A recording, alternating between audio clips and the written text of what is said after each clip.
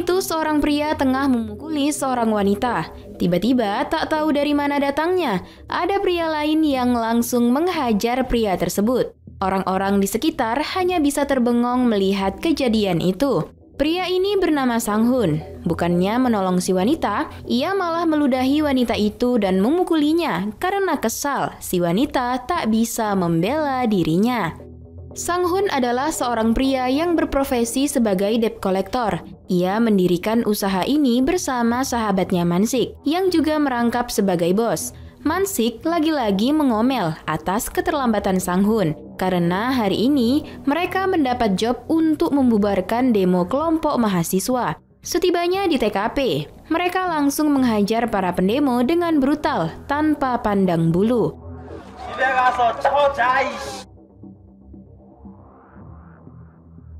Setelah pekerjaan itu, Mansik memberikan upah pada para anak buahnya.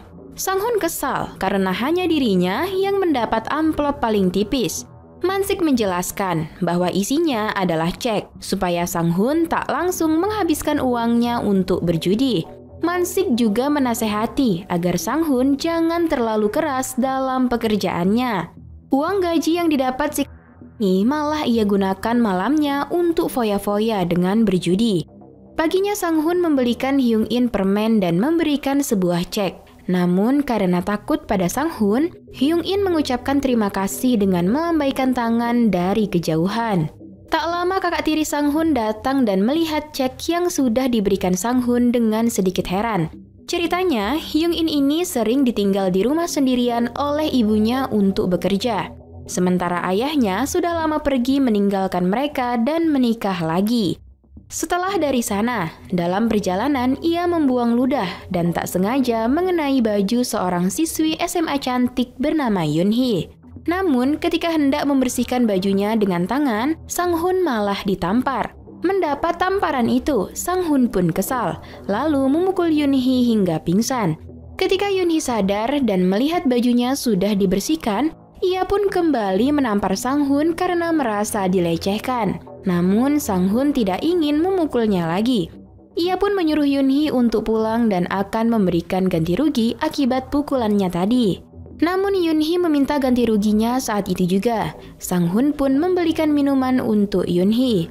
Sementara Yun-hee meminta nomor Sang-hun untuk meminta ganti ruginya yang masih kurang. Lalu Sang-hun pun memberikan nomor pagar atau radio panggilnya yang hanya bisa menerima dan mengirim pesan singkat. Setelah insiden itu, Sang-hun kembali ke kantornya untuk mengambil gaji. Mansik pun menyarankan jangan pergi berjudi dan memberikan sedikit uangnya kepada ayahnya yang baru saja keluar dari penjara. Penyebab ayahnya di penjara adalah ketika Sang-hun masih kecil, ayahnya bertengkar dengan ibunya. Sementara adik Sang-hun yang berusaha melerai mereka tidak sengaja tertikam oleh ayahnya dan langsung meninggal. Sementara ibu Sang-hun berlari keluar, namun ketika di jalan ibunya tertabrak mobil dan tewas. Karena itulah Sang-hun belum bisa memaafkannya.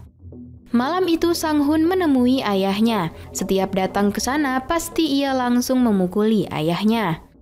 Esok paginya Sang-hun datang menemui Hyung-in. Namun tak lama ibu Hyung-in datang dan mengajak Sang-hun makan malam. Namun Sang-hun menghindar dan hanya memberikan uang. Jarak yang renggang antara Sang-hun dan kakak tirinya itu disebabkan oleh kemarahan Sang-hun atas kematian ibu dan adiknya. Ditambah mereka yang beda ibu membuat Sang-hun lebih cuek kepadanya. Saat hendak pergi, kebetulan Yun-hee melihat pertemuan itu dan langsung menghampiri Sang-hun. Yun-hee yang kepo terus membahas kakak tirinya Sang-hun. Karena kesal, Sang-hun pun meneriakinya. Polisi yang tak jauh dari situ lalu mendatangi mereka. Namun tanpa sebab yang jelas, Sang-hun langsung memukuli polisi itu. Setelah memukuli polisi, mereka pun pergi ke sebuah taman dan Yun-hee baru sadar Sang-hun adalah seorang gangster.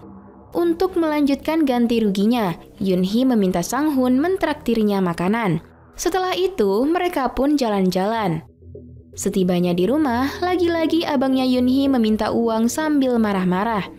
Abangnya yang bernama Yong-jae kerjaannya hanya ngamuk di rumah. Sementara ayahnya punya gangguan jiwa setelah kematian ibunya, serta terus menganggap ibunya masih hidup. Yunhee pernah melihat ibunya dipukuli dan warungnya dihancurkan oleh preman, yang ternyata preman itu adalah Sang-hun dan Man-sik. Malamnya, Yunhee pun makan malam dengan ayahnya. Namun, ayahnya terus membahas ibunya dan membuat Yunhee kesal. Ayahnya pun menuduh Yunhee memasukkan racun ke makanannya dan melampiaskan kemarahannya dengan membalikkan meja. Esok paginya, Sang-hun bersama anak buahnya bernama Hwan-kyu mencari penghutang pertama di hari itu.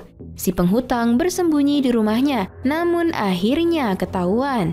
Sang-hun pun akan memukul si penghutang, namun yang melakukannya justru Hwan-kyu.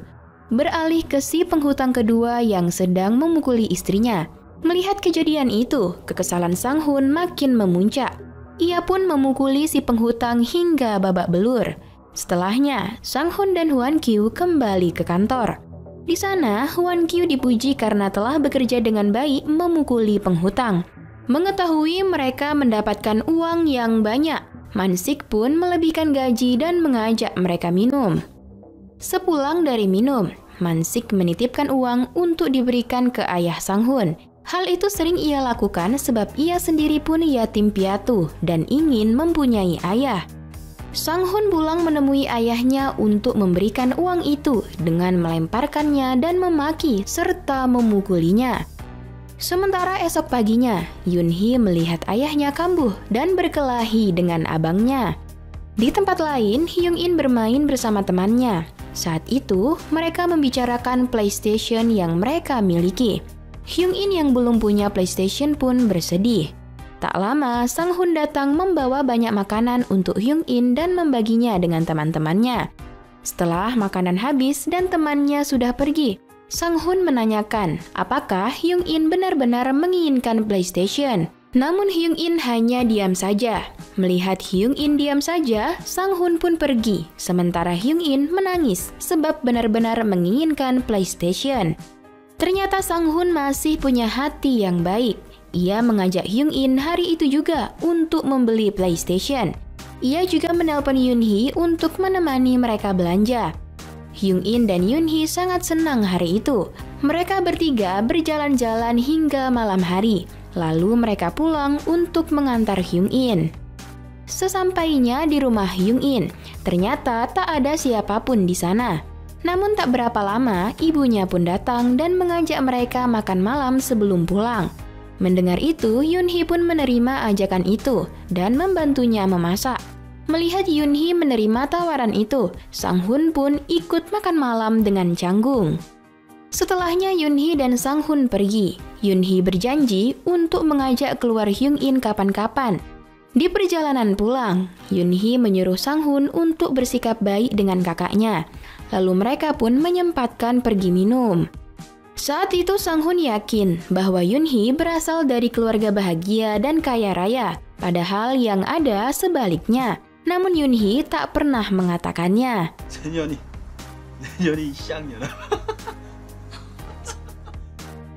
Paginya abang Yunhee baru pulang dan lagi-lagi meminta uang kepada Yunhee. Namun Yunhee berkata ia tak punya uang. Mendengar itu, abangnya marah dan terjadilah perkelahian kecil antara mereka. Setelah itu, Yongjae bertemu dengan temannya yakni Hwan-kyu dan diajak untuk menjadi penagih hutang bersamanya. Ia pun dibawa ke Man-sik dan juga dikenalkan kepada Sang-hun.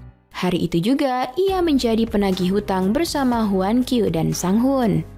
Hwan-kyu terus memuji Yongjae jago berkelahi dan pintar. Hal itu membuat Sang-hun agak kesal sebab hanya sebuah ocehan. Mereka pun pergi. Lalu mereka bertemu dengan penghutang yang brutal, namun Yongjae malah diam saja melihat mereka. Hingga seterusnya pun begitu. Sang-hun pun dibuat kesal olehnya.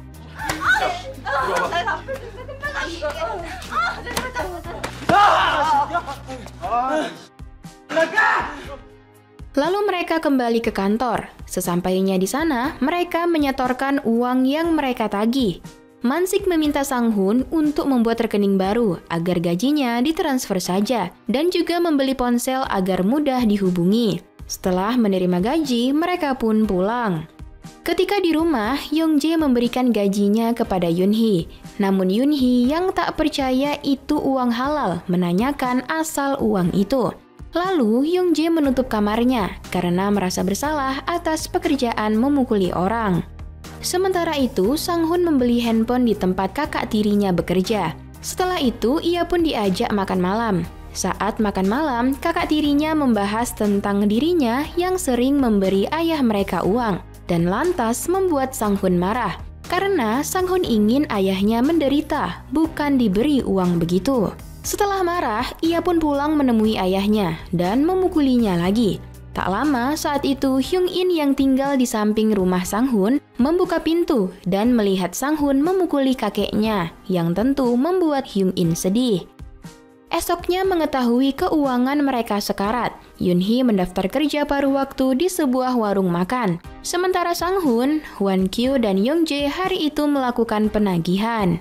Saat memukuli penghutang, lagi-lagi Young Jae tak melakukan apapun dan membuatnya dipukuli oleh Sang Hun. Begitupun Hwan Kyu yang membelanya. Mereka berdua babak belur. Tak hanya itu, di perjalanan pulang, Young Jae kembali ditampar oleh Sang Hun. Setelah ditampar, di matanya tersirat ia punya dendam kepada Sang Hun. Di kantor, Mansik yang melihat dua anggota barunya itu babak belur lalu memperingati Sang Hun agar tak keras dengan mereka. Lalu ketika pulang dari sana, Sang Hun ingin mengambil handphone dari kakak tirinya. Namun, ia menemui kakak tirinya sedang bersama anak dan ayahnya bermain PlayStation. Ia pun hanya mengintip dari jendela.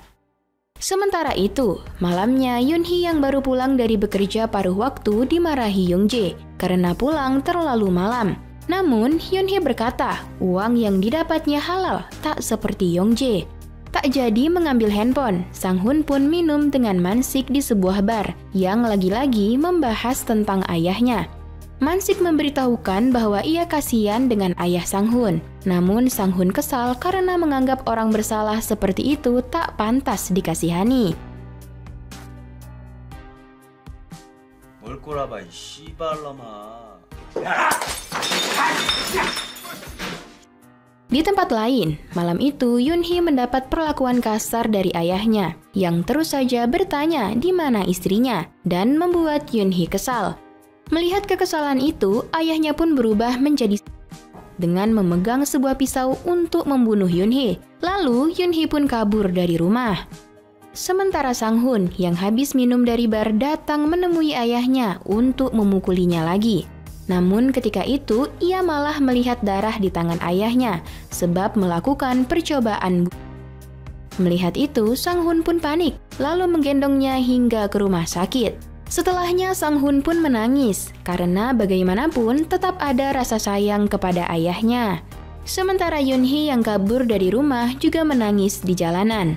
Tak lama, ia mendapat telepon dari Sang Hun, yang juga sedang mendapat kemalangan. Sang Hun pun mengajak bertemu untuk mengurangi rasa sedihnya. Tapi kali ini mereka tidak bertemu di bar. Mereka malah bertemu di tempat Sang Hun biasa bermain skuter sewaktu SMP. Yoon Hee kala itu melihat ekspresi sedih si gangster ini. Namun Sang Hun menutupinya dengan menyebut ia habis melakukan transfusi darah. Makanya wajahnya agak pucat. Yoon Hee pun menceritakan berita gembiranya yang sudah bekerja paruh waktu dan akan mentraktir Sang Hun kapan-kapan. Ketika Sang Hun tiduran di pahanya, Yoon Hee pun menyarankan agar ia berhenti menjadi penjahat sebab orang tuanya bisa kecewa dan sedih karena sifatnya itu. Mendengar kata-kata Yoon Hee itu, si gangster yang kejam ini menangis sambil menutup matanya. Lalu Yoon Hee juga ikut menangis mengingat keadaan keluarganya.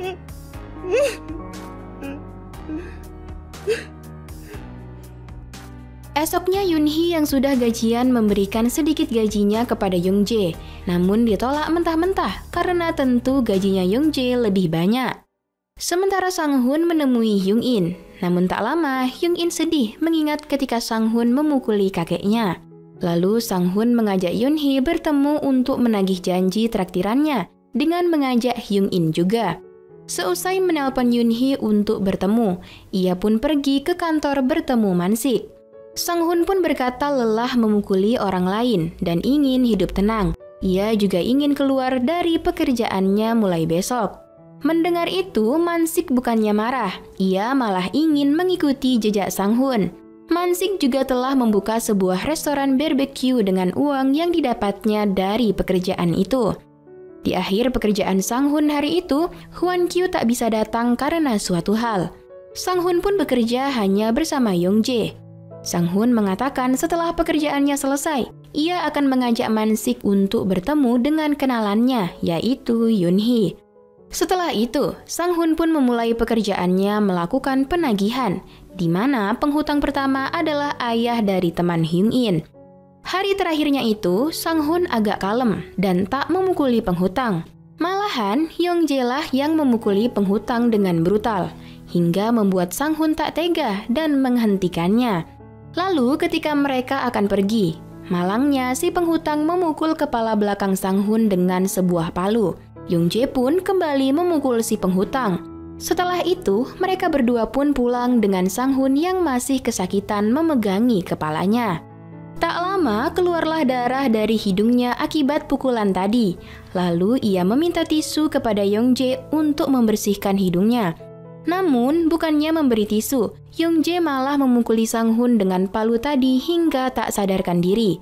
Ternyata, Yong-jae meluapkan dendam lama kepada Sang-hun dan menganggap Sang-hun telah berubah.